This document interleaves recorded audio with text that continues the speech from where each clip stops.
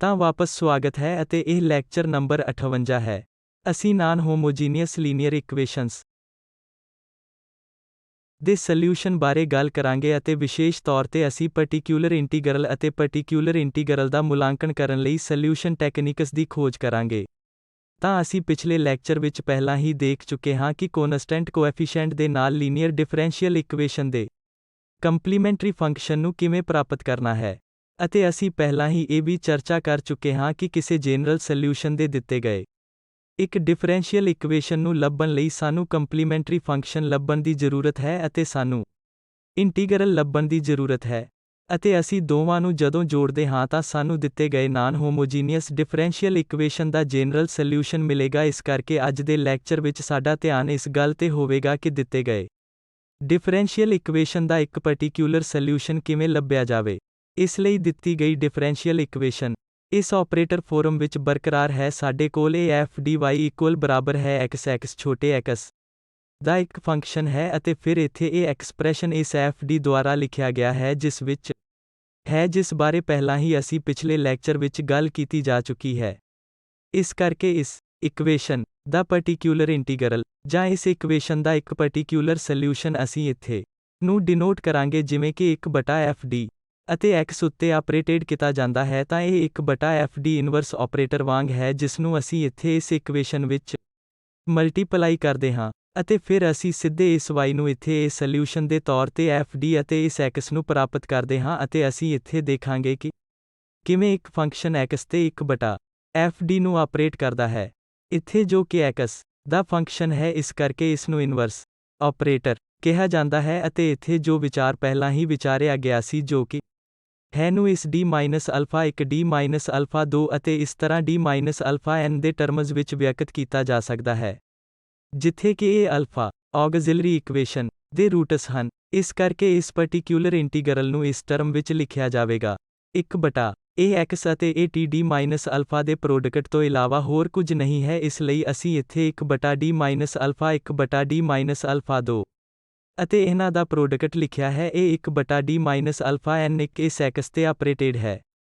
ਇਸ ਲਈ ਇਸ ਐਕਸਪ੍ਰੈਸ਼ਨ ਦਾ ਮੁਲਾਂਕਣ ਕਰਨ ਲਈ ਇੱਥੇ ਕੀ ਮਹੱਤਵਪੂਰਨ ਹੈ ਅਸਲ ਵਿੱਚ ਇੱਥੇ ਮਹੱਤਵਪੂਰਨ ਹੈ ਜੇਕਰ ਅਸੀਂ ਨੂੰ ਜਾਣਦੇ ਹਾਂ ਕਿ ਇਸ ਇੱਕ ਦਾ ਮੁਲਾਂਕਣ ਕਰਨ ਦਾ ਤਰੀਕਾ x ਉੱਤੇ ਇਸ d-a ਇਸ ਆਪਰੇਟਰ ਉੱਤੇ ਤਾਂ ਜੇਕਰ ਅਸੀਂ ਇਹ ਜਾਣਦੇ ਹਾਂ ਕਿ ਇਸ ਨੂੰ x ਉੱਤੇ d-a ਉੱਤੇ ਕਿਵੇਂ ਮੁਲਾਂਕਣ ਕਰਨਾ ਹੈ ਫਿਰ ਅਸੀਂ ਇਸ ਵਿਚਾਰ ਨੂੰ ਲਾਗੂ ਕਰ ਸਕਦੇ ਹਾਂ ਅਤੇ ਅਸੀਂ ਇਸ 1/f d ਤੇ x ਇਸ ਇੱਕ ਪਾਰਟਿਕਿਊਲਰ ਇੰਟੀਗਰਲ ਦਾ ਜਨਰਲ ਰੂਪ ਲੱਭ ਸਕਦੇ ਹਾਂ। ਇਸ ਕਰਕੇ ਪਹਿਲਾਂ ਅਸੀਂ ਇੱਥੇ ਹੁਣ ਚਰਚਾ ਕਰਾਂਗੇ ਕਿ ਇਸ ਇੱਕ ਨੂੰ a ਉੱਤੇ x ਦੇ ਰੂਪ ਵਿੱਚ ਕਿਵੇਂ ਆਪਰੇਟ ਕਰਨਾ ਹੈ ਜਾਂ ਇੱਥੇ ਦੀ ਵੈਲਿਊ ਕੀ ਹੈ ਜਦੋਂ ਅਸੀਂ ਇਸ ਨੂੰ x ਉੱਤੇ d-a ਨੂੰ ਆਪਰੇਟ ਕਰਦੇ ਹਾਂ।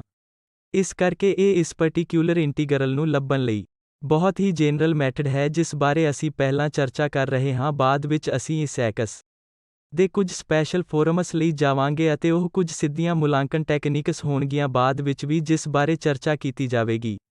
ਇਸ ਲਈ ਇੱਥੇ ਪਹਿਲਾਂ ਅਸੀਂ ਇਸ ਨਤੀਜੇ ਦਾ ਪ੍ਰੂਫ ਦੇਵਾਂਗੇ ਕਿ ਜਦੋਂ ਅਸੀਂ ਇਸ ਨੂੰ ਇਹ x 1/d-a ਉੱਤੇ ਚਲਾਉਂਦੇ ਹਾਂ ਤਾਂ ਸਾਨੂੰ ਅਸਲ ਵਿੱਚ ਇਹ ਐਕਸਪੋਨੈਂਸ਼ੀਅਲ ax ਅਤੇ ਇਸ x ਦਾ ਇੰਟੀਗਰਲ -ax ਦੀ ਪਾਵਰ ਨਾਲ ਗੁਣਾ ਕਰਕੇ ਅਤੇ ਫਿਰ ਇਸ dx ਦੇ ਉੱਤੇ ਪ੍ਰਾਪਤ ਹੋਵੇਗਾ। ਇਸ ਲਈ ਇਹ ਦੇਖਣ ਲਈ ਕਿ ਇਹ ਨਤੀਜਾ ਇੰਟੀਗਰਲ ਦੀਆਂ ਟਰਮਜ਼ ਕਿਵੇਂ ਪ੍ਰਾਪਤ ਕਰ ਰਿਹਾ ਹੈ ਸਾਨੂੰ ਇੱਥੇ ਕੰਸੀਡਰ ਦੀ ਜ਼ਰੂਰਤ ਹੈ।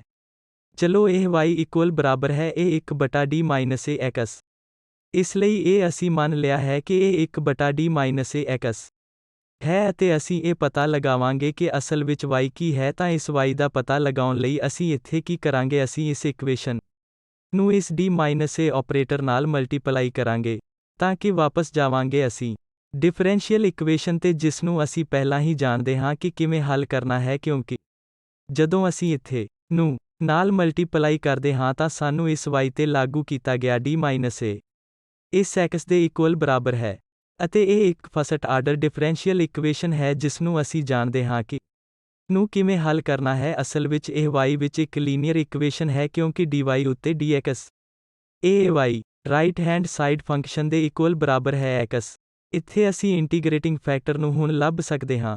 ਇਸ ਲਈ ਇਸ ਇਕੁਏਸ਼ਨ ਦਾ ਇੰਟੀਗ੍ਰੇਟਿੰਗ ਫੈਕਟਰ e dx ਹੋਵੇਗਾ ਭਾਵ e ਪਾਵਰ ex ਜੋ ਕਿ ਇੰਟੀਗ੍ਰੇਟਿੰਗ ਫੈਕਟਰ ਹੈ। ਇਸ ਲਈ ਜਦੋਂ ਅਸੀਂ ਇੰਟੀਗ੍ਰੇਟਿੰਗ ਫੈਕਟਰ ਨੂੰ ਜਾਣ ਲੈਂਦੇ ਹਾਂ ਅਸੀਂ ਸੋਲਿਊਸ਼ਨ ਲਿਖ ਸਕਦੇ ਹਾਂ ਜਿਸ ਬਾਰੇ ਪਿਛਲੇ ਲੈਕਚਰ ਵਿੱਚ ਪਹਿਲਾਂ ਹੀ ਦੀ ਚਰਚਾ ਕੀਤੀ ਗਈ ਸੀ। ਇਸ ਲਈ ਇੱਥੇ y ਇਨਟੂ ਇੰਟੀਗ੍ਰੇਟਿੰਗ ਫੈਕਟਰ ਜੋ ਕਿ e power minus ax equal ਬਰਾਬਰ ਹੈ ਰਾਈਟ ਹੈਂਡ ਫੰਕਸ਼ਨ ਦੇ ਇੰਟੀਗਰਲ ਹੈ x ਅਤੇ ਦੁਬਾਰਾ ਇਸ ਇੰਟੀਗ੍ਰੇਟਿੰਗ ਫੈਕਟਰ ਨਾਲ ਗੁਣਾ ਕੀਤਾ ਗਿਆ e power minus ax integrated ਉੱਤੇ ਇਸ x ਇਹ ਕੋਨਸਟੈਂਟ ਦੀ ਇੰਟੀਗ੍ਰੇਸ਼ਨ। ਇੱਥੇ ਸਿਰਫ ਇੱਕ ਨੋਟ ਕਰੋ, ਇਸ ਕੋਨਸਟੈਂਟ ਦੀ ਇੰਟੀਗ੍ਰੇਸ਼ਨ ਮਹੱਤਵਪੂਰਨ ਨਹੀਂ ਹੈ ਅਤੇ ਅਸੀਂ ਕੋਨਸਟੈਂਟ ਦੇ ਇਸ ਇੰਟੀਗ੍ਰੇਸ਼ਨ ਨੂੰ 0 ਦੇ ਤੌਰ ਤੇ ਸੈੱਟ ਕਰ ਸਕਦੇ ਹਾਂ। ਇਸ ਦਾ ਕਾਰਨ ਇਹ ਹੈ ਕਿ ਅਸੀਂ ਇੱਥੇ ਇਸ ਬਾਰੇ ਗੱਲ ਕਰ ਰਹੇ ਹਾਂ ਜਾਂ ਅਸੀਂ ਇਸ ਬਾਰੇ ਚਰਚਾ ਕਰ ਰਹੇ ਹਾਂ ਕਿ ਡਿਫਰੈਂਸ਼ੀਅਲ ਇਕੁਏਸ਼ਨ ਦਾ ਇੱਕ ਪਾਰਟਿਕਿਊਲਰ ਸੋਲਿਊਸ਼ਨ ਕਿਵੇਂ ਲੱਭਿਆ ਜਾਵੇ ਤਾਂ ਜੋ ਅਸੀਂ ਪਾਰਟਿਕਿਊਲਰ ਸੋਲਿਊਸ਼ਨ ਲੱਭਦੇ ਹੋਏ ਨਹੀਂ ਚਾਹੁੰਦੇ। ਇਹ c ਦੇ ਕਿਸੇ ਵੀ ਵੈਲਿਊ ਲਈ ਵੀ ਕੋਨਸਟੈਂਟ ਦੀ ਇੱਕ ਇੰਟੀਗ੍ਰੇਸ਼ਨ ਹੈ ਜੋ ਹੱਲ ਹੋਵੇਗਾ। ਇਸ ਕਰਕੇ ਅਸੀਂ ਇਹ ਪਾਰਟਿਕਿਊਲਰ ਸੋਲਿਊਸ਼ਨ ਦੀ ਭਾਲ ਕਰ ਰਹੇ ਹਾਂ। ਉਸ ਸਥਿਤੀ ਵਿੱਚ ਅਸੀਂ ਸਿਰਫ ਇਸ c ਨੂੰ ਸੈੱਟ ਕਰ ਸਕਦੇ ਹਾਂ ਜੇਕਰ ਤੁਸੀਂ ਰੱਖਣਾ ਅਤੇ ਕੰਟੀਨਿਊ ਚਾਹੁੰਦੇ ਹੋ ਅਤੇ ਅਖੀਰ ਵਿੱਚ ਅਸੀਂ ਦਾ ਜਨਰਲ ਸੋਲਿਊਸ਼ਨ ਲੱਭਣ ਲਈ ਕੰਪਲੀਮੈਂਟਰੀ ਫੰਕਸ਼ਨ ਵਿੱਚ ਜੋੜਾਂਗੇ। ਉਸ ਸਥਿਤੀ ਵਿੱਚ ਦਿੱਤੇ ਗਏ ਨਾਨ ਹੋਮੋਜੀਨੀਅਸ ਇਕੁਏਸ਼ਨ ਨੂੰ ਇਹ ਕੋਨਸਟੈਂਟ ਉਹਨਾਂ ਕੌਂਸਟੈਂਟਸ ਵਿੱਚ ਮਰਜ ਕੀਤਾ ਜਾਵੇਗਾ ਜੋ ਅਸੀਂ ਕੰਪਲੀਮੈਂਟਰੀ ਫੰਕਸ਼ਨ ਵਿੱਚ ਦਿਖਾਈ ਦਿੰਦੇ ਹਾਂ। ਇਸ ਕਰਕੇ ਇੱਥੇ ਇਹ ਮਹੱਤਵਪੂਰਨ ਨਹੀਂ ਹੈ ਅਸੀਂ ਕੋਈ ਵੀ ਵੈਲਿਊ ਸਿਧਾਂਤ ਵਿੱਚ ਨਿਰਧਾਰਤ ਕਰ ਸਕਦੇ ਹਾਂ, ਪਰ ਹੋਰ ਆਸਾਨ ਕੇਸ ਇਹ ਹੋਵੇਗਾ ਕਿ ਅਸੀਂ ਇਸ c ਨੂੰ ਨਿਰਧਾਰਤ ਕਰੀਏ। ਇਸ ਕਰਕੇ ਹੁਣ ਇਸ ਇਕੁਏਸ਼ਨ ਦਾ ਇਹ ਸੋਲਿਊਸ਼ਨ y ਹੋਵੇਗਾ e ਪਾਵਰ ax ਅਤੇ ਇਹ x e power minus ax dx plus ਇਹ ਕੋਨਸਟੈਂਟ e ਪਾਵਰ ax। ਇਸ ਲਈ ਜਦੋਂ ਇਹ ਕੋਨਸਟੈਂਟ 0 ਹੋਵੇਗੀ ਤਾਂ ਇਹ ਟਰਮ ਅਲੋਪ ਹੋ ਜਾਵੇਗਾ ਅਤੇ ਅਸਲ ਵਿੱਚ ਸਾਨੂੰ ਇਹ ਮਿਲੇਗਾ। ਇਸ 1/d ਮਾਈਨਸ ax ਦੀ ਵੈਲਿਊ ਇਸ ਦੇ ਇਕੁਅਲ ਬਰਾਬਰ ਹੈ। ਇਸ ਲਈ ਹੁਣ ਇਹ ਬਹੁਤ ਮਹੱਤਵਪੂਰਨ ਹੈ। ਇੱਥੇ ਮਹੱਤਵਪੂਰਨ ਨਤੀਜਾ ਜੋ ਕਿ ਪਾਰਟਿਕਿਊਲਰ ਇੰਟੀਗਰਲ ਨੂੰ ਲੱਭਣ ਲਈ ਹੁਣ ਬਹੁਤ ਉਪਯੋਗੀ ਹੋਵੇਗਾ। ਇਸ ਕਰਕੇ ਇਹ ਨਤੀਜਾ ਸਾਨੂੰ ਮਿਲਿਆ ਹੈ ਕਿ ਜਦੋਂ ਅਸੀਂ ਇੱਥੇ ਇੱਕ ਫੰਕਸ਼ਨ x ਉੱਤੇ d ਮਾਈਨਸ a ਨੂੰ ਲਾਗੂ ਕਰਦੇ ਹਾਂ ਤਾਂ ਇਹ ਵੈਲਿਊ e ਪਾਵਰ ax ਤੋਂ ਇਲਾਵਾ ਹੋਰ ਕੁਝ ਨਹੀਂ ਹੁੰਦਾ ਹੈ ਅਤੇ ਇੰਟੀਗਰਲ ਇਸ ਫੰਕਸ਼ਨ ਨੂੰ x e power minus ax ਜੋ ਕਿ ਇੱਕ ਪਾਰਟਿਕਿਊਲਰ ਸੋਲਿਊਸ਼ਨ ਹੁੰਦਾ ਹੈ ਜਦੋਂ ਅਸੀਂ ਇਸ ਨੂੰ 0 ਕਿਹਾ।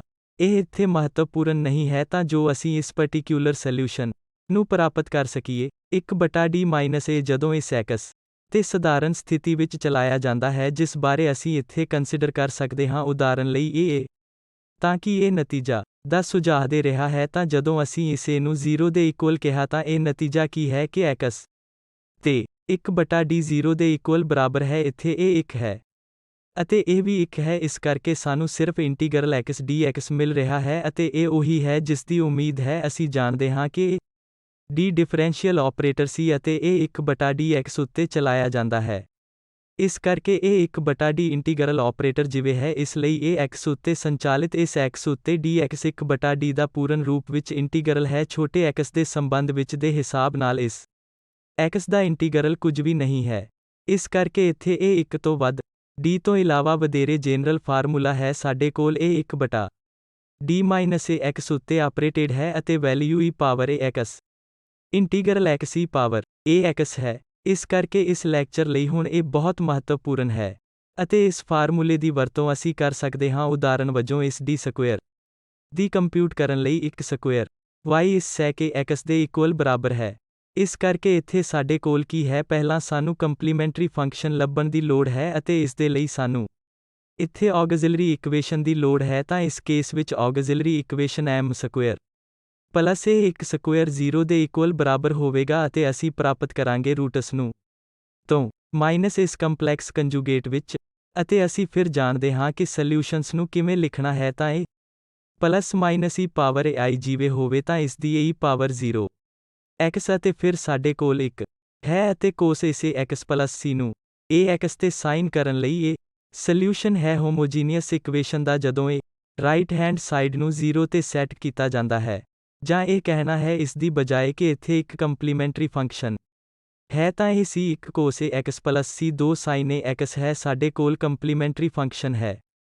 ਇਸ ਕਰਕੇ ਇਸ ਦੇ ਇਸ ਜਨਰਲ ਸੋਲਿਊਸ਼ਨ ਨੂੰ ਲੱਭਣ ਲਈ ਸਾਨੂੰ ਕੰਪਲੀਮੈਂਟਰੀ ਫੰਕਸ਼ਨ ਦੀ ਲੋੜ ਹੈ ਅਤੇ ਸਾਨੂੰ ਇੱਕ ਪਾਰਟਿਕਿਊਲਰ ਸੋਲਿਊਸ਼ਨ ਦੀ ਲੋੜ ਹੈ। ਇਸ ਲਈ ਇਸ ਪਾਰਟਿਕਿਊਲਰ ਸੋਲਿਊਸ਼ਨ ਨੂੰ ਲੱਭਣ ਲਈ ਅਸੀਂ ਉਸ ਵਿਚਾਰ ਨੂੰ ਲਾਗੂ ਕਰਾਂਗੇ ਜਿਸ ਦੀ ਪਿਛਲੀ ਸਲਾਈਡ ਵਿੱਚ ਚਰਚਾ ਕੀਤੀ ਗਈ ਹੈ। ਇਸ ਕਰਕੇ ਸਾਡੇ ਕੋਲ ਇਸ inverse operator 1/d square plus a square ਅਤੇ ਇੱਕ ਇਹ sec ax ਉੱਤੇ ਚਲਾਇਆ ਜਾਂਦਾ ਹੈ।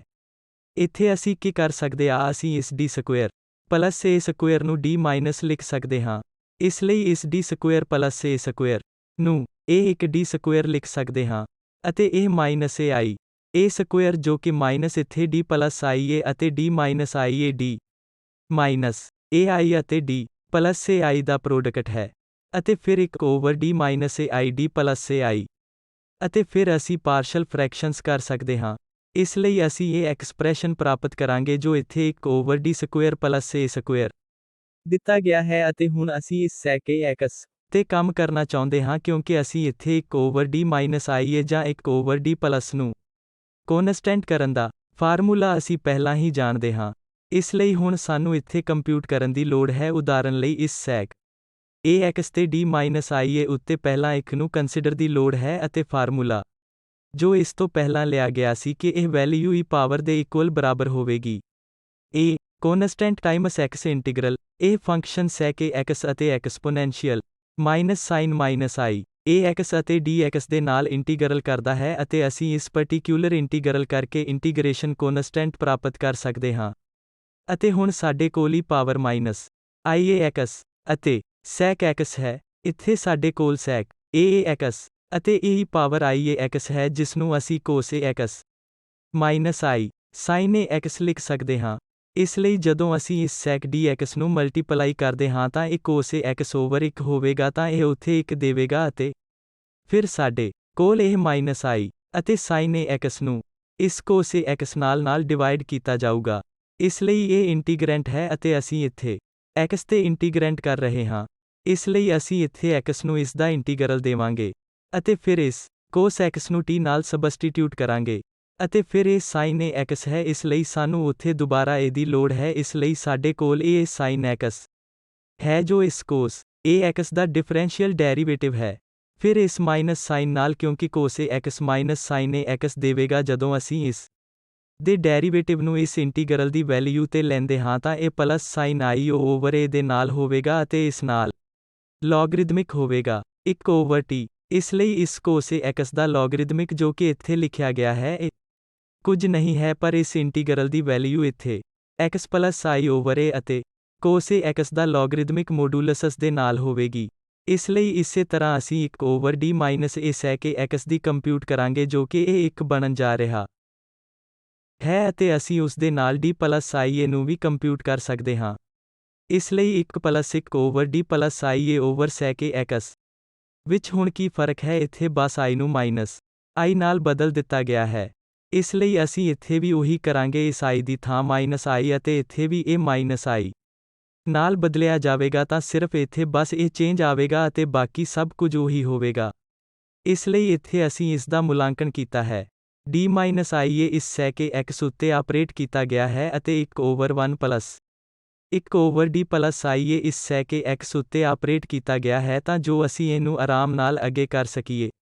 ਅਸੀਂ ਹੁਣ ਇਹ ਅੰਤਰ ਪ੍ਰਾਪਤ ਕਰ ਸਕਦੇ ਹਾਂ ਅਤੇ 1 ਓਵਰ ਤੋਂ ia ਇਸ 1 over d the value square plus a square sec ax, ਤਾਂ ਇਹ ਹੁਣ ਕੰਮ ਕਰੇਗਾ।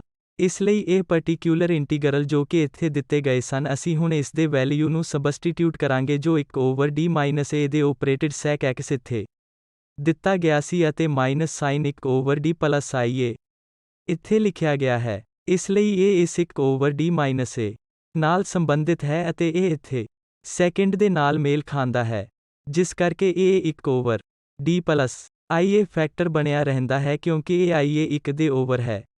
ਜਦੋਂ ਅਸੀਂ ਇਸ ਨੂੰ ਸਿੰਪਲੀਫਾਈ ਕਰਾਂਗੇ ਤਾਂ ਇਹ x ਬਣ ਜਾਊਗਾ, ਤਾਂ x ਇੱਥੇ x e power ia x ਅਤੇ minus e power minus ia x ਨੂੰ i ਨਾਲ ਭਾਗ ਕਰਨ ਨਾਲ sin ax ਮਿਲੇਗਾ, ਅਤੇ ਫਿਰ ਸਾਡੇ ਕੋਲ ਇੱਥੇ 1 ਓਵਰ x ਇੱਥੇ ਇਹ ਪਹਿਲਾ ਟਰਮ 1 e ਪਾਵਰ ਨਾਲ ਹੋਵੇਗਾ। ਇਸ ਲਈ x ਕਾਮਨ ਅਤੇ ਫਿਰ e ਪਾਵਰ ia x ਅਤੇ ਫਿਰ ਸਾਡੇ ਕੋਲ e power minus ia x ਹੈ, ਅਤੇ ਇਹ ਉਦੋਂ ਹੋਵੇਗਾ ਜਦੋਂ ਅਸੀਂ ਇੱਥੇ 1 ਓਵਰ ਤੋਂ i ਨੂੰ ਡਿਵਾਈਡ ਕਰਦੇ ਹਾਂ, ਉੱਥੇ ਪਹਿਲਾਂ ਹੀ ਸੀ। ਇਸ ਲਈ ਇਹ x ਉੱਤੇ 1 ਅਤੇ ਇਹ 2i ਇੱਥੇ ਹੈ, ਤਾਂ ਇਹ ਹੋਵੇਗਾ ਨੂੰ x ਉੱਤੇ ਇਹਦੇ ਨਾਲ ਇਸ sin ax ਟਰਮ ਦਿਓ, ਤਾਂ ਇਹ ਇੱਥੇ ਪਹਿਲਾ ਹੈ, ਅਤੇ ਦੂਸਰਾ ਜਦੋਂ ਸਾਡੇ ਕੋਲ ਦੁਬਾਰਾ ਇਹ ਕਾਮਨ ਟਰਮ ਹੈ ਇਸ cos ax ਦਾ ਲੌਗ ਅਸੀਂ ਇਸ ਕਾਮਨ ਨੂੰ 2 ਬਣਾਉਂਦੇ ਹਾਂ ਤਾਂ ਇਹ v ਪਲੱਸ ਇੱਥੇ i ਓਵਰ a ਹੋਵੇਗਾ ਅਤੇ ਇਹ ਵੀ i ਓਵਰ a ਹੈ। ਇਸ ਲਈ ਇੱਥੇ i ਓਵਰ a ਅਤੇ ਬਾਹਰ 1 ਤੋਂ ਵੱਧ ਤੋਂ ਆਈ ਏ ਹੈ ਅਤੇ ਫਿਰ ਸਾਡੇ ਕੋਲ ਹੈ ਜਦੋਂ ਅਸੀਂ ਇਹ ਕਾਮਨ ਈ ਪਾਵਰ ax ਲਿਆ ਹੈ ਅਤੇ ਇਹ ਪਲਸ ਚਿੰਨ੍ਹ ਈ ਪਾਵਰ ਮਾਈਨਸ aix ਹੋਵੇਗਾ। ਇਸ ਲਈ ਇਹ i ਕੈਂਸਲ ਹੋ ਜਾਂਦਾ ਹੈ ਅਤੇ ਇਹ ਦੋ ਇੱਥੇ ਮਰਜ ਹੋ ਜਾਣਗੇ ਤਾਂ ਇਹ ਕੁਝ ਵੀ ਨਹੀਂ ਹੈ ਪਰ cos ax ਸ਼ਬਦ ਇਸ ਇੱਕ ਦਾ ਲੋਗੇਰਿਦਮ ਹੋਵੇਗਾ ਅਤੇ ਇੱਕ ਇਸ ਉੱਤੇ ਇੱਕ ਸਕੁਏਅਰ ਇੱਥੇ ਹੈ ਇਸ ਲਈ ਇਹ ਸਿਰਫ ਇਸ ਦੀ ਸਿੰਪਲੀਫਿਕੇਸ਼ਨ ਹੈ ਕਿ ਸਾਨੂੰ ਇੱਥੇ ਕੀ ਮਿਲਿਆ ਹੈ 1 over a square cos ax ਅਤੇ cos ax ਦੁਬਾਰਾ ਹੈ। ਇਸ ਲਈ ਜਨਰਲ ਸੋਲਿਊਸ਼ਨ ਹੁਣ ਕੰਪਲੀਮੈਂਟਰੀ ਫੰਕਸ਼ਨ ਹੋਵੇਗਾ ਜਿਸਨੂੰ ਅਸੀਂ ਪਹਿਲਾਂ ਇਵੈਲੂਏਟ ਕੀਤਾ ਹੈ ਜੋ c1 cos ax plus c ਤੋਂ sin ax ਅਤੇ ਇਹ ਪਾਰਟਿਕਿਊਲਰ ਇੰਟੀਗਰਲ ਹੈ। ਇਸ ਲਈ ਇਹ ਦਿੱਤੀ ਗਈ ਡਿਫਰੈਂਸ਼ੀਅਲ ਇਕੁਏਸ਼ਨ ਦਾ ਇੱਕ ਪਾਰਟਿਕਿਊਲਰ ਸੋਲਿਊਸ਼ਨ ਹੈ ਜੋ ਹੋਮੋਜੀਨੀਅਸ ਡਿਫਰੈਂਸ਼ੀਅਲ ਇਕੁਏਸ਼ਨ ਤੇ ਦਿੱਤਾ ਗਿਆ ਹੈ। ਇਹ ਇੱਥੇ ਦਾ ਜਨਰਲ ਸੋਲਿਊਸ਼ਨ ਹੈ ਅਤੇ ਜਦੋਂ ਅਸੀਂ ਦੋਵਾਂ ਨੂੰ ਜੋੜਦੇ ਹਾਂ ਤਾਂ ਸਾਡੇ ਕੋਲ ਇਹ ਦਿੱਤੇ ਗਏ ਡਿਫਰੈਂਸ਼ੀਅਲ ਇਕੁਏਸ਼ਨ ਦਾ ਜਨਰਲ ਸੋਲਿਊਸ਼ਨ ਹੁੰਦਾ ਹੈ। ਹੁਣ ਅਸੀਂ ਇਸ x ਦੇ ਕੁਝ ਸਪੈਸ਼ਲ ਫੋਰਮਸ ਬਾਰੇ ਗੱਲ ਕਰਾਂਗੇ ਜਿਵੇਂ ਕਿ e power ax cos ax sin ax ਤਾਂ ਉਹਨਾਂ ਕੇਸਾਂ ਵਿੱਚ ਇਸ ਤਰ੍ਹਾਂ ਇਵੈਲੂਏਟ ਕਰਨ ਦੀ ਬਜਾਏ ਜਿਵੇਂ ਅਸੀਂ ਪਹਿਲਾਂ ਕੀਤਾ ਹੈ ਉਸ ਇੰਟੀਗਰਲ ਫਾਰਮੂਲੇ ਦੀ ਮਦਦ ਨਾਲ ਅਸੀਂ ਡਾਇਰੈਕਟਲੀ ਵੀ ਕਰ ਸਕਦੇ ਹਾਂ। ਇਸ ਫਾਰਮੂਲੇ ਨੂੰ ਯਾਦ ਰੱਖੋ ਅਤੇ ਇਹ ਬਹੁਤ ਸਾਰੇ ਕੇਸਿਸ ਵਿੱਚ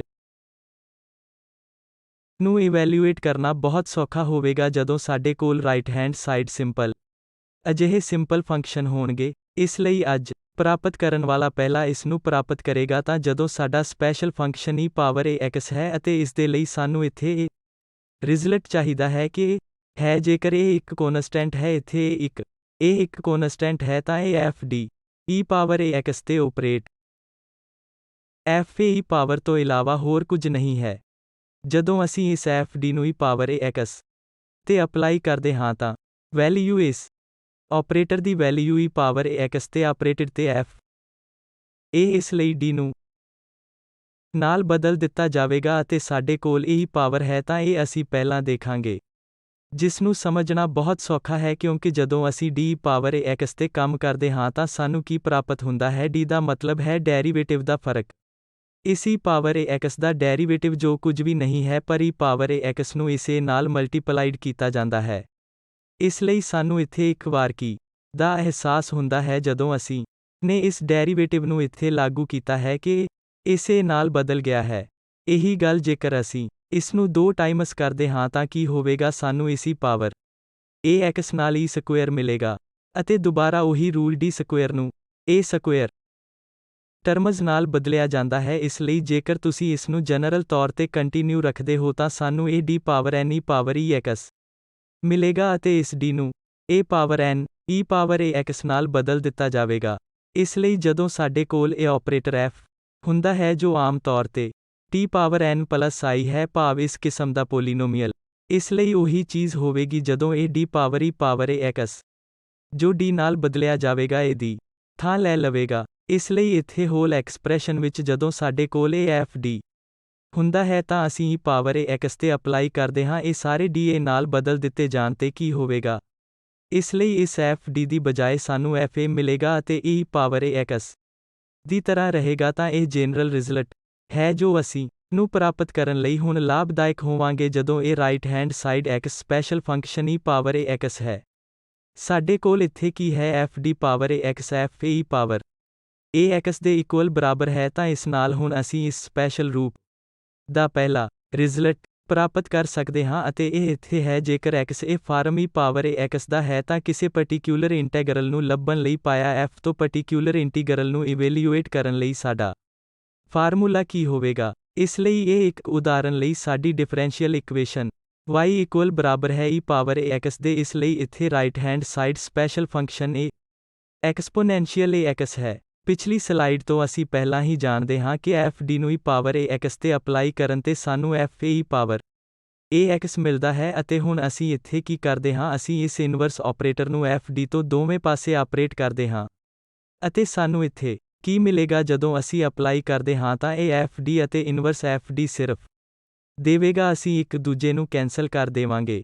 ਇਸ ਲਈ ਸਾਡੇ ਕੋਲ ਇੱਕ e ਪਾਵਰ ax ਇਕੁਅਲ ਬਰਾਬਰ ਹੈ ਅਤੇ ਇਹ ਇੱਕ fd ਓਵਰ ਹੈ ਸਾਡੇ ਕੋਲ ਇਹ ਇਨਵਰਸ ਆਪਰੇਟਰ ਇਸ f e ਪਾਵਰ ax ਉੱਤੇ ਅਪਲਾਈ ਹੈ ਅਤੇ ਇਸ f ਕੋਲ ਇਸ ਇਨਵਰਸ ਆਪਰੇਟਰ ਨਾਲ ਕੁਝ ਨਹੀਂ ਹੁੰਦਾ ਕਿਉਂਕਿ ਇਹ ਕੇਵਲ ਇੱਕ ਕੌਨਸਟੈਂਟ ਹੈ, ਇਸ ਲਈ ਅਸੀਂ ਇਹ ਲੈ ਸਕਦੇ ਹਾਂ, ਅਸੀਂ ਇਸ ਕੌਨਸਟੈਂਟ ਨੂੰ ਤੋਂ ਬਾਹਰ ਲੈ ਸਕਦੇ ਹਾਂ ਅਤੇ f ਸਾਡੇ ਕੋਲ ਮੂਲ ਰੂਪ ਵਿੱਚ 1 ਓਵਰ d ਹੈ ਅਤੇ ਅਸੀਂ ਇਹ x ਉੱਤੇ ਆਪਰੇਟ ਕਰ ਸਕਦੇ ਹਾਂ।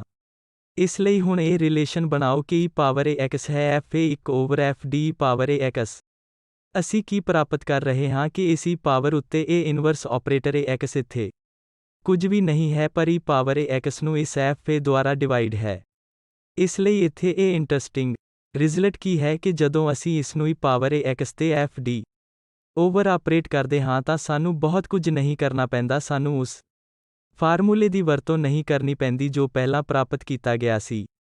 ਅਸੀਂ ਕੀ ਕਰ ਸਕਦੇ ਹਾਂ, ਬਸ d ਨੂੰ a ਨਾਲ ਬਦਲ ਦਿੱਤਾ ਜਾਵੇਗਾ ਅਤੇ ਇਹ ਇਸ ਆਪਰੇਟਰ ਦੀ ਵੈਲਿਊ ਹੈ ਦਾ 1 ਓਵਰ f d ਜਦੋਂ ਸਾਡੇ ਕੋਲ ਇਹ ਰਾਈਟ ਹੈਂਡ ਸਾਈਡ ਵਾਲਾ ਫੰਕਸ਼ਨ e ਪਾਵਰ ax ਹੁੰਦਾ ਹੈ। ਕੀ ਹੈ ਇੱਥੇ? ਇਹ ਨਹੀਂ ਕਿ ਇਹ f 0 ਨਹੀਂ ਹੋਣਾ ਚਾਹੀਦਾ, ਨਹੀਂ ਤਾਂ ਅਸੀਂ ਇੱਥੇ ਡਿਵਾਈਡ ਕਰ ਸਕਦੇ ਹਾਂ ਅਤੇ ਇਹ ਫਾਰਮੂਲਾ ਵੈਲਿਡ ਨਹੀਂ ਹੋਵੇਗਾ। ਇਸ ਲਈ ਇਹ ਫਿਰ ਇੰਪੋਰਟੈਂਟ ਪੁਆਇੰਟ ਹੈ ਕਿ f 0 ਦੇ ਇਕੁਅਲ ਬਰਾਬਰ ਨਹੀਂ ਹੋਣਾ ਚਾਹੀਦਾ, ਨਹੀਂ ਤਾਂ ਇਸ ਦਾ ਕੋਈ ਅਰਥ ਨਹੀਂ ਹੈ। ਹੁਣ ਸਵਾਲ ਇਹ ਉੱਠਦਾ ਹੈ ਕਿ ਇਹ f ਕੀ ਹੋਵੇਗਾ। ਇਸ ਲਈ ਸਾਡੇ ਕੋਲ ਇਹ f d ਹੈ ਅਤੇ ਜਦੋਂ ਅਸੀਂ ਇੱਥੇ ਇਸ ਨੂੰ a ਨੂੰ ਬਦਲਦੇ ਹਾਂ ਅਤੇ ਜੇਕਰ ਇਹ 0 ਹੋ ਜਾਂਦਾ ਹੈ ਤਾਂ ਫਾਰਮੂਲਾ ਕੀ ਹੋਵੇਗਾ, ਇਸ ਪਾਰਟਿਕਿਊਲਰ ਇੰਟੀਗਰਲ ਵਿੱਚ ਇੱਥੇ ਕੀ ਸਬਸਟੀਟਿਊਟ ਹੋਣਗੇ। ਇਸ ਲਈ ਹੁਣ ਇੱਥੇ ਇਹ ਬਿਲਕੁਲ ਠੀਕ ਹੈ ਜਦੋਂ ਅਸੀਂ ਇਹ ਲੈਂਦੇ ਹਾਂ ਕਿ ਜੇਕਰ ਇਹ f 0 ਦੇ ਇਕੁਅਲ ਬਰਾਬਰ ਹੈ ਤਾਂ ਯਕੀਨੀ ਤੌਰ ਤੇ d a d the factor ਹੈ ਕਿਉਂਕਿ ਕੋਈ ਚੀਜ਼ ਇਸ ਨੂੰ 0 ਬਣਾ ਰਹੀ ਹੈ। ਇਸ ਲਈ ਇਹ ਫੰਕਸ਼ਨ ਇੱਥੇ ਇੱਕ ਪੋਲੀਨੋਮੀਅਲ ਫੰਕਸ਼ਨ ਹੈ, ਇਸ ਲਈ ਇੱਥੇ ਇੱਕ ਫੈਕਟਰ d a ਹੈ ਜੋ d a ਜਾਂ a ਸਕੁਏਅਰ d 1 ਕਾਊਬ ਨਾਲ 0 ਬਣਾ ਰਿਹਾ ਹੈ। ਇਸ ਲਈ ਇੱਕ ਫੈਕਟਰ d a ਹੈ ਕੁਝ ਸ਼ਕਤੀ ਵਿੱਚ ਦਿਖਾਈ ਦੇ ਸਕਦਾ ਹੈ ਪਰ ਇਸ f d ਵਿੱਚ ਪਾਵਰ 1 ਦੇ ਨਾਲ ਇੱਥੇ ਘੱਟੋ ਘੱਟ ਇੱਕ ਫੈਕਟਰ ਹੈ d a ਹੈ। ਇਸ ਲਈ ਇਹ ਕੰਸੀਡਰ ਕਰੀਏ ਕਿ f d ਕੁਝ ਵੀ ਨਹੀਂ ਹੈ ਪਰ d a ਅਤੇ ਇਹ g d। ਇਸ ਲਈ ਇੱਥੇ ਇੱਕ ਹੋਰ ਫੰਕਸ਼ਨ ਰਹਿ ਗਿਆ ਹੈ ਜਦੋਂ ਅਸੀਂ ਇਸ d a ਨੂੰ ਬਾਹਰ ਕੱਢ ਲਿਆ ਹੈ। ਇਸ ਲਈ ਉਸ ਕੇਸ ਵਿੱਚ ਹੁਣ ਕੀ ਹੋਵੇਗਾ ਜਦੋਂ ਅਸੀਂ ਇੱਥੇ ਨੂੰ ਆਪਰੇਟ ਕਰਦੇ ਹਾਂ 1 over f d power ax, ਇਸ ਨੂੰ ਅਸੀਂ 1 over d a 1 over g d over ਲਿਖ ਸਕਦੇ ਹਾਂ ਕਿਉਂਕਿ f d d a ਅਤੇ g d ਸੀ। ਅਤੇ ਹੁਣ ਅਸੀਂ ਪਹਿਲਾਂ ਇਸ e ਪਾਵਰ ax ਨੂੰ ਇਸ 1 ਓਵਰ g d ਓਵਰ ਚਲਾ ਸਕਦੇ ਹਾਂ। ਮੰਨ ਲਓ ਕਿ ਇਹ ਜੇ 0 ਦੇ ਇਕੁਅਲ ਬਰਾਬਰ ਨਹੀਂ, ਜੇਕਰ g a ਵੀ 0 ਹੈ ਤਾਂ ਸਾਡੇ ਕੋਲ ਨਿਸ਼ਚਿਤ ਤੌਰ ਤੇ ਇੱਥੇ ਇਸ g d ਵਿੱਚ ਇੱਕ ਹੋਰ ਫੈਕਟਰ ਸੈਟਿੰਗ ਹੈ ਅਤੇ ਅਸੀਂ ਦੁਬਾਰਾ ਕਰ ਸਕਦੇ ਹਾਂ। ਦੁਬਾਰਾ ਇਸ g d ਵਿੱਚੋਂ ਬਾਹਰ ਕੱਢੋ ਅਤੇ ਉਸ ਕੇਸ ਵਿੱਚ a ਸਕੁਏਅਰ ਹੋ ਸਕਦਾ ਹੈ ਅਤੇ ਫਿਰ ਇੱਥੇ ਜੋ ਵੀ ਬਚਿਆ ਹੈ ਉੱਥੇ ਅਸੀਂ d ਨੂੰ a ਨਾਲ ਸਬਸਟੀਟਿਊਟ ਕਰਾਂਗੇ। ਇਸ ਲਈ ਜੋ ਸਬਟ੍ਰੈਕਟ ਸਾਨੂੰ ਇੱਥੇ ਕਰਨਾ ਹੈ ਤਾਂ ਇੱਥੇ ਸਾਡੇ ਕੋਲ ਇਹ 1 ਓਵਰ g d ਹੈ। ਅਸੀਂ ਮੰਨਦੇ ਹਾਂ ਕਿ g a 0 ਨਹੀਂ ਹੈ ਕਿਉਂਕਿ ਅਸੀਂ ਪਹਿਲਾਂ ਹੀ ਇਸ d a ਨੂੰ ਉਸ ਦੇ ਬਾਹਰ ਲੈ ਲਿਆ ਹੈ ਅਤੇ ਮੰਨ ਲਓ ਕਿ g a 0 ਨਹੀਂ ਹੈ ਤਾਂ ਕੀ ਹੋਵੇਗਾ ਕਿ ਇਸ ਆਪਰੇਟਰ ਦੀ ਇਸ ਵੈਲਿਊ ਦਾ ਇਹ value 1 over g d power ax ਉੱਤੇ ਆਪਰੇਟਡ ਕੀਤਾ ਗਿਆ ਹੈ। ਅਸੀਂ ਪਹਿਲਾਂ ਹੀ ਵੇਖ ਚੁੱਕੇ ਹਾਂ ਜੇਕਰ g a 0 ਨਹੀਂ ਹੈ ਤਾਂ ਇੱਥੇ ਵੈਲਿਊ ਨਹੀਂ ਹੋਵੇਗੀ ਪਰ ਇਹ ਇੱਥੇ 1 ਬਟਾ d ਪਾਵਰ ਐਕਸਪੋਨੈਂਸ਼ੀਅਲ ax ਹੋਵੇਗਾ ਤਾਂ ਸਾਡੇ ਕੋਲ g a ਪਾਵਰ ax ਹੋਵੇਗਾ ਅਤੇ ਦੁਬਾਰਾ ਇਹ ਫੈਕਟਰ 1 ਓਵਰ d a ਕਿਉਂਕਿ ਇਹ ਸੈਟਿੰਗ a ਹੈ ਇਸ ਲਈ ਇੱਥੇ ਪ੍ਰਦਾਨ ਕੀਤਾ ਗਿਆ ਹੈ ਕਿ g a 0 ਦੇ ਇਕੁਅਲ ਬਰਾਬਰ ਨਹੀਂ ਹੈ ਜੋ ਕਿ ਦੁਬਾਰਾ ਅਜ਼ੰਪਸ਼ਨ ਹੈ ਅਤੇ ਜੇਕਰ ਇਹ 0 ਹੈ ਤਾਂ ਅਸੀਂ ਦੁਬਾਰਾ ਸਿਮਿਲਰ ਢੰਗ ਨਾਲ ਸੰਭਾਲਾਂਗੇ। ਅਸੀਂ ਇਸ g ਵਿੱਚੋਂ ਇਸ ਫੈਕਟਰ d a ਨੂੰ ਦੁਬਾਰਾ ਲਵਾਂਗੇ ਅਤੇ ਬਾਕੀ ਬਚੇ ਵਿੱਚ ਅਸੀਂ ਇਸ d ਨੂੰ a ਨਾਲ ਬਦਲ ਕੇ ਦੁਬਾਰਾ ਹੈਂਡਲ ਕਰਾਂਗੇ ਤਾਂ ਕਿ ਹੁਣ ਤਾਂ ਸਾਡੇ ਕੋਲ ਇਹ 1 ਓਵਰ d a ਹੁਣ ਇਸ 1 over g a power x ਉੱਤੇ ਚਲਾਇਆ ਜਾਣਾ ਹੈ ਜਿਸ ਦਾ ਮੀਨਸ ਹੈ ਕਿ ਇਹ 1 ਓਵਰ g a ਨੂੰ ਅਸੀਂ ਬਾਹਰ ਨਿਕਾਲ ਸਕਦੇ ਹਾਂ ਕਿਉਂਕਿ ਇਹ ਆਪਰੇਟਰ ਹੁਣ ਕਿਸੇ ਵੀ ਚੀਜ਼ ਨੂੰ ਕਨਸਟੈਂਟਸ ਤੇ ਇੰਟੀਗਰਲ ਆਪਰੇਟਰ ਵਾਂਗ ਕਰੇਗਾ ਜੋ ਅਸੀਂ ਪਹਿਲਾਂ ਹੀ ਦੇਖ ਚੁੱਕੇ ਹਾਂ। ਇਸ ਲਈ e ਪਾਵਰ ax ਤੇ ਆਪਰੇਟਡ 1 ਓਵਰ d a ਹੁਣ ਅਸੀਂ ਇਸ ਫਾਰਮੂਲੇ ਦੀ ਵਰਤੋਂ ਕਰਾਂਗੇ ਜੋ ਜਨਰਲ ਤੌਰ ਤੇ ਲਿਆ ਗਿਆ ਸੀ ਕਿ 1 ਓਵਰ d ax ਹੋਰ ਕੁਝ ਨਹੀਂ ਹੈ ਪਰ e power ax integral x e power ax dx ਹੈ। ਇਸ ਲਈ ਇੱਥੇ ਜਦੋਂ ਅਸੀਂ ਇਸ ਨੂੰ ਇੱਕ ਟਾਈਮ ਅਪਲਾਈ ਕਰਦੇ ਹਾਂ ਤਾਂ ਸਾਡੇ ਰਾਈਟ ਹੈਂਡ ਸਾਈਡ ਇਹ x e ਪਾਵਰ ax ਹੈ। ਇਸ ਲਈ ਇੱਥੇ e ਪਾਵਰ ax ਹੈ ਅਤੇ ਇਹ x e ਪਾਵਰ ax ਤੋਂ ਇਲਾਵਾ ਹੋਰ ਕੁਝ ਨਹੀਂ ਹੈ। ਇਸ ਲਈ e ਪਾਵਰ ਦੇ x ਅਤੇ e ਪਾਵਰ ax ਇੱਕ ਦੂਜੇ ਨੂੰ ਕੈਂਸਲ ਕਰ ਦੇਣਗੇ ਕਿਉਂਕਿ ਸਾਡੇ ਕੋਲ ਇਸ ਇੰਟੀਗਰਲ ਦੇ ਅਧੀਨ ਸਿਰਫ ਇੱਕ ਹੋਵੇਗਾ। ਇਸ ਲਈ ਇਸ ਇੱਕ dx ਦਾ ਇੰਟੀਗਰਲ ਸਿਰਫ x ਹੋਵੇਗਾ। ਇਸ ਲਈ ਅਸੀਂ ਇੱਥੇ dx ਪ੍ਰਾਪਤ ਕਰਦੇ ਹਾਂ। ਇਸ ਲਈ ਇੱਥੇ ਉਲਟ operation inverse operator 1/d a e power ax ਸਾਨੂੰ x e ਪਾਵਰ ax ਦੇਵੇਗਾ ਅਤੇ ਇਹ 1/ga ਨੂੰ ਸੈਟ ਕਰ ਰਿਹਾ ਹੈ ਜਿਵੇਂ ਕਿ ਇਹ ਹੁਣ ਸਾਨੂੰ ਮਿਲਿਆ ਹੈ ਕਿ ਜੇਕਰ 1/f d ਪਾਵਰ x ਅਤੇ ਇਸ ਦਾ ਇੱਕ ਫੈਕਟਰ ਹੈ ਜੇਕਰ f a 0 ਦੇ ਇਕੁਅਲ ਬਰਾਬਰ ਹੈ। ਇਸ ਵਿੱਚ d a ਵਰਗਾ ਇੱਕ ਫੈਕਟਰ ਹੋਣਾ ਚਾਹੀਦਾ ਹੈ ਅਤੇ ਵੈਲਿਊ ਉਦੋਂ ਹੋਵੇਗਾ ਜਦੋਂ ਸਾਡੇ ਕੋਲ 1-1/d a ਹੋਵੇਗਾ। ਵੈਲਿਊ ਇਸ ਆਪਰੇਟਰ ਦਾ x e ਪਾਵਰ ax ਹੋਵੇਗਾ। ਠੀਕ ਹੈ, ਤਾਂ ਹੁਣ ਇਸ ਪਾਰਟਿਕਿਊਲਰ ਇੰਟੀਗਰਲ ਨੂੰ ਲੱਭਣ ਲਈ ਛੋਟੇ ਤਰੀਕੇ ਕੀ ਹਨ। ਜੇਕਰ ਇਹ x ਇਸ ਰੂਪ ਦਾ ਹੈ e ਪਾਵਰ ax ਅਸੀਂ ਕੀ ਕਰਾਂਗੇ। ਇਸ ਲਈ 1/a power ax 1/f e power ax ਇਸ d ਨੂੰ ਸਿਰਫ a ਨਾਲ ਬਦਲਿਆ ਜਾਵੇਗਾ। ਇਸ ਲਈ ਅਸੀਂ ਇੰਟੀਗਰਲ ਦੇ ਉਸ ਜਨਰਲ ਫਾਰਮੂਲੇ ਦੀ ਵਰਤੋਂ ਕਰਦੇ ਹੋਏ ਡਾਇਰੈਕਟ ਵੈਲਿਊ ਪ੍ਰਾਪਤ ਕਰਦੇ ਹਾਂ ਤਾਂ ਇਸ ਲਈ ਡਾਇਰੈਕਟ ਤੌਰ ਤੇ ਇਸ d ਨੂੰ ਬਦਲ ਦਿੱਤਾ ਜਾਵੇਗਾ a ਦੁਆਰਾ ਜੇਕਰ i ਮੀਨਸ ਹੈ ਇਹ f a 0 ਦੇ ਇਕੁਅਲ ਬਰਾਬਰ ਨਾ ਹੋਵੇ। ਜੇਕਰ ਇਹ 0 ਹੈ ਜੋ ਕਿ ਦੂਜਾ ਕੇਸ ਸੀ ਅਸੀਂ ਪਹਿਲਾਂ ਹੀ ਚਰਚਾ ਕਰ ਚੁੱਕੇ ਹਾਂ। ਜੇਕਰ ਇਹ f a 0 ਹੈ ਤਾਂ f d ਵਿੱਚ ਇਸ type the factor d a power r ਹੋਣਾ ਚਾਹੀਦਾ ਹੈ ਅਤੇ ਅਸੀਂ ਪਹਿਲਾਂ ਹੀ ਦੇਖ ਚੁੱਕੇ ਹਾਂ ਕਿ ਕੀ ਹੋਵੇਗਾ ਜਦੋਂ ਸਾਡੇ ਕੋਲ 1 ਇਸ d a ਇਸ e ਪਾਵਰ ax ਉੱਤੇ ਚਲਾਇਆ ਜਾਂਦਾ ਹੈ ਤਾਂ ਇਹ x e ਪਾਵਰ ਅਤੇ ਇਹ x ਪ੍ਰਾਪਤ ਹੁੰਦਾ ਹੈ। ਮੰਨ ਲਓ ਕਿ ਸਾਡੇ ਕੋਲ ਇੱਥੇ d 1 ਸਕੁਅਰ ਹੈ ਤਾਂ ਇੱਥੇ ਇੱਕ ਫੈਕਟਰ 2c ਇੱਕ ਸਾਈਡ ਬੈਠਾ ਇਸ f d ਇਸ ਲਈ d a ਸਕੁਅਰ ਹੈ ਤਾਂ ਇਸ ਦਾ ਮੀਨਸ ਹੈ ਕਿ ਅਸੀਂ ਦੁਬਾਰਾ ਇਸ x e ਪਾਵਰ ax ਤੇ ਕੰਮ ਕਰਾਂਗੇ। ਇਸ ਲਈ ਕੀ ਹੋਵੇਗਾ ਜੇਕਰ ਅਸੀਂ ਇਸ x e ਪਾਵਰ ax ਤੇ ਇਸ ਇੱਕ ਨੂੰ d a ਉੱਤੇ ਦੁਬਾਰਾ ਚਲਾਉਂਦੇ ਹਾਂ। ਇਸ ਲਈ ਇਹ ਫਾਰਮੂਲਾ ਦੁਬਾਰਾ ਵਰਤਿਆ ਜਾਵੇਗਾ। ਇਸ ਲਈ ਇਸ x ਦੀ ਬਜਾਏ ਅਸੀਂ ਹੁਣ x e ਪਾਵਰ ax ਨੂੰ ਬਦਲਾਂਗੇ।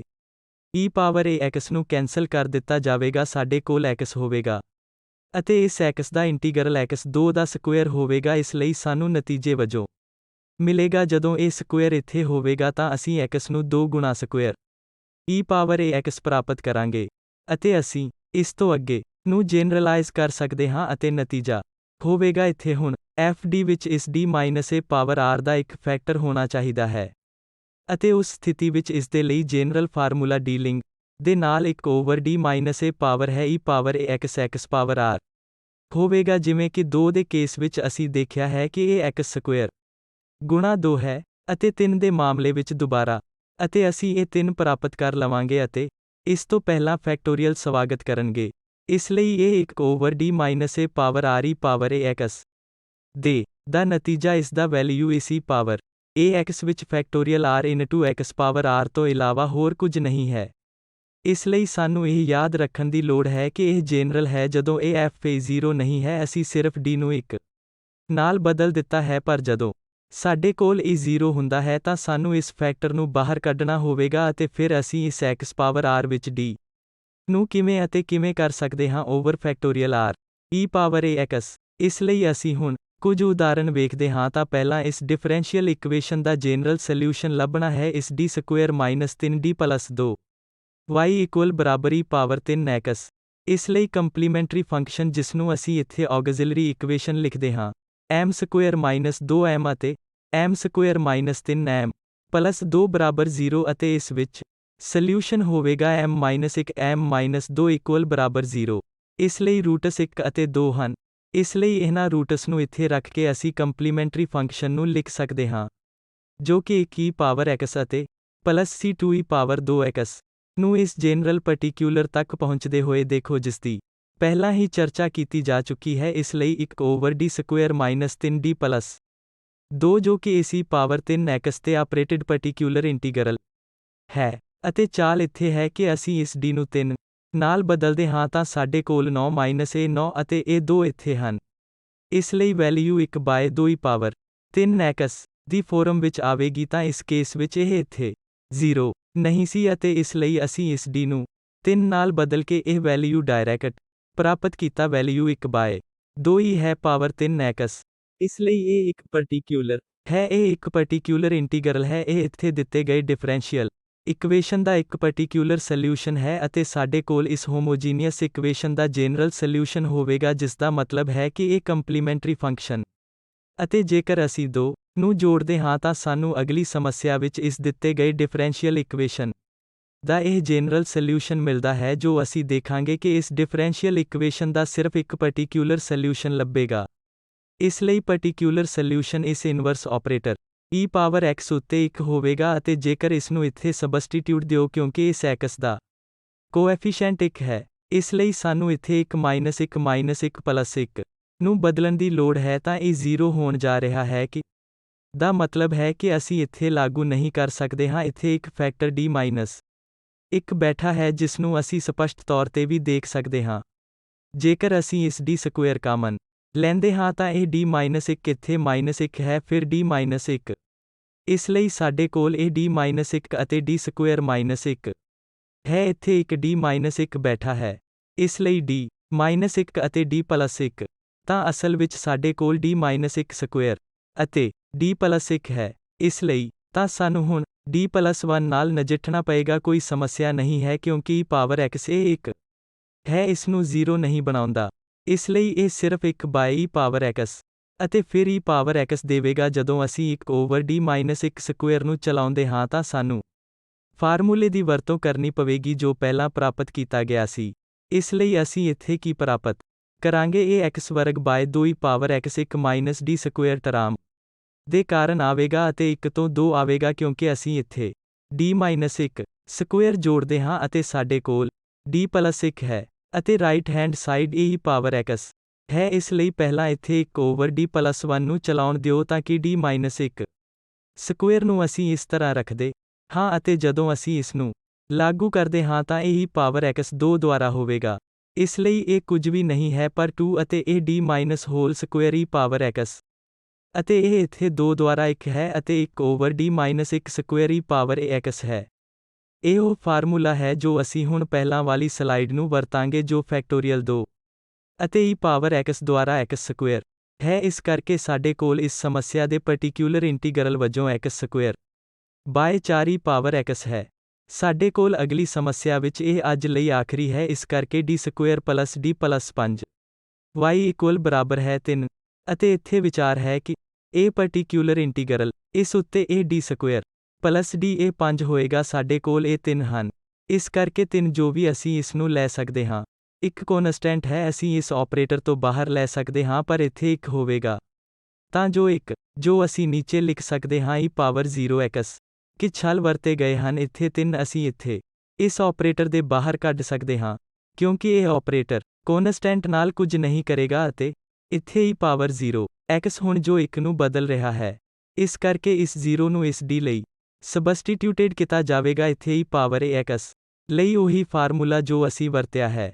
ਇਸ ਤਰ੍ਹਾਂ ਕਰਨ ਨਾਲ ਹੁਣ ਸਾਨੂੰ ਕੀ ਮਿਲੇਗਾ, ਵੈਲਿਊ 3 ਹੋਵੇਗਾ। ਫਿਰ ਜਦੋਂ ਅਸੀਂ ਇਸ d ਨੂੰ 1/5 ਪਾਵਾਂਗੇ, ਇਸ ਕਰਕੇ ਵੈਲਿਊ 3/5 ਹੋਵੇਗਾ। ਜਦੋਂ ਵੀ ਸਾਡੇ ਕੋਲ ਕੌਨਸਟੈਂਟ ਹੁੰਦਾ ਹੈ ਤਾਂ ਕੌਨਸਟੈਂਟ ਨੂੰ ਇਸ ਆਪਰੇਟਰ ਦੇ ਸਾਈਡਸ ਤੋਂ ਬਾਹਰ ਕੱਢਿਆ ਜਾ ਸਕਦਾ ਹੈ ਜਿਵੇਂ ਕਿ ਅਤੇ ਫਿਰ ਅਸੀਂ ਅਸਲ ਵਿੱਚ d square plus d plus 5 ਅਤੇ 1 ਤੋਂ ਉੱਪਰ ਕੰਮ ਕਰ ਰਹੇ ਹਾਂ। ਇਹ 1 ਨੂੰ e ਪਾਵਰ 0x ਵਾਂਗ ਬਦਲਿਆ ਜਾ ਸਕਦਾ ਹੈ। ਫਿਰ ਇਹ 0 ਅਸੀਂ ਉਹੀ ਫਾਰਮੂਲਾ ਵਰਤ ਸਕਦੇ ਹਾਂ ਜੋ ਅਸੀਂ ਪਹਿਲਾਂ ਵਰਤ ਚੁੱਕੇ ਹਾਂ ਕਿ d ਨੂੰ 0 ਨਾਲ ਬਦਲ ਦਿੱਤਾ ਜਾਵੇਗਾ ਤਾਂ ਅਸੀਂ ਇੱਥੇ 1/5 ਪ੍ਰਾਪਤ ਕਰਾਂਗੇ ਅਤੇ ਇਹ 3 ਉੱਥੇ ਹੋਵੇਗਾ। ਇਸ ਲਈ 3/5 ਇਸ ਇੰਟੀਗਰਲ ਦਾ ਵੈਲਿਊ ਆ ਰਿਹਾ ਹੈ।